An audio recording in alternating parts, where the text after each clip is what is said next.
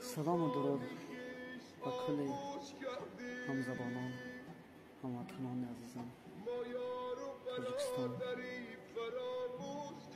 دیروز در وطن عزیزمان حادثه فوق‌العاده یعنی باران شدید، باران سخت گرفت و سیل چندین منزل‌ها را ویران کرد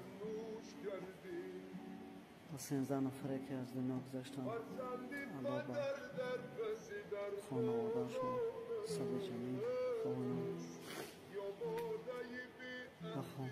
و همدردی خودم را به کل مردم تاجیکستان هموطنان عزیزم میرسانم و به مردم وحدت، نای رودکی، خصوص نای ورزاب الله صبر جمیل کرد. باقی در پناه الله. ما دعاگوی شما هستیم و شما نیز دعاگوی ما باشید.